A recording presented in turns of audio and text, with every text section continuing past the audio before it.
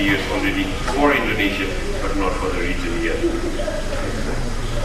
Okay, in Indonesia, just to give you a little background, the surveillance of polio started in 1991. And the surveillance of AFP started in 1995. There's a difference here. Polio means you look after polio. I mean, what Dr. Bardan was talking to you about, that all the disease. Polio is one of the disease that Indonesia was already reporting from early, even before, I think from 95 or 90, I don't know, sorry, 85. And there was a polio surveillance. Then in 1988, when everybody made this commitment, by 1991, Indonesia said, all right, we've got to do polio surveillance specific. So they started doing polio surveillance. And then in 95, they did AFP surveillance. Now what's the difference here? Polio surveillance, you just look for polio. You said, okay, here's the case, there's a polio. You all know polio. You said, okay, here's the case, then you report. But then we noticed that there's a tendency of missing cases. You can't miss. When you try to make a surveillance sensitive, the idea of whenever you do a surveillance, the more sensitive you make a surveillance, the better the surveillance is. You need to spread your net. I don't know if that's how they put it in surveillance term. You put your net, the bigger your net, the more chances of getting. If you have going fishing, if you make a big net, you get more fish. So you make your net bigger, so that you don't miss anything. AFP is acute flaccid paralysis. So any case that is paralysis, which is acute, which was acute, and is flaccid, were examined, were collected, were reported. When they were reported, because polio always comes, and these are the signs for polio. So if you keep your net big, you don't miss it. This is why polio went from just doing a polio surveillance to AFP surveillance. You went into the AFP surveillance, the net is bigger, you don't have a chance of missing. So when somebody says you're eradicated, it needs to be very strong. So this made it very strong. It makes that you are now getting a lot of more cases, so you don't miss anything at all.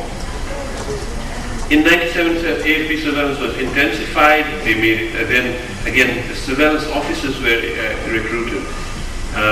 They started having special surveillance officers in provinces who would be helping with the polio eradication. It was that intensified. The government put in these people, said, okay, we need to have these people help with this eradication commitment.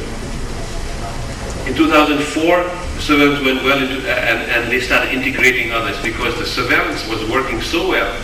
By 2004 and 5, they started getting measles coming in, and by 2007, they got other vaccine preventable disease, VDP, vaccine preventable disease, were integrated. Indonesia was already doing it, but the surveillance of polio is done here. In 91, they started doing the polio surveillance. But then polio was coming down anyway. You could see the polio coming down. But around here in 88, when they decided we were going to eradicate it, and then they said that when it was coming down so much, we could say, oh, have we eradicated? So then they decided that by 91 or something, or other countries, at least Indonesia by 1995, they said, okay, we do AFP surveillance. We could miss polio otherwise. So they started doing AFP surveillance. These are the AFP cases, the acute flaccid paralysis cases. You're getting so many cases, you just keep on getting the cases, and then you check every case. You do it lab test, you find it, take the specimen, send it to the lab, get the test done, every single case, to make sure that it is not polio. Then you rule out and it becomes non-polio. You rule it out, rule it out, rule it out. Then these are the incidents as per these are the rates. You have to set a rate. What polio has done, which is very good, is that it set a rate. You should expect to get at least one case per 100,000 population under 15, because polio is usually young disease. So every under 15, 100,000 children, 100,000 population under 15 should be getting at least one AFP, not polio, AFP. And AFP can happen with many things, as you all know. It's not only polio, it could be Gadjah syndrome, it could be, so many things that you probably are more aware of. So then, anything with AFP are taken and checked so that it's done so that you don't miss polio. Polio, somebody might just, this doesn't look like polio. Many of you might have seen the thing and say, oh, all right, he's got AFP, it's got an acute flaccid paralysis, but as a doctor might say, this doesn't look like polio. So just write something and send it away. Then you miss polio. If it was polio, you never know. Because without the lab test, you would not know.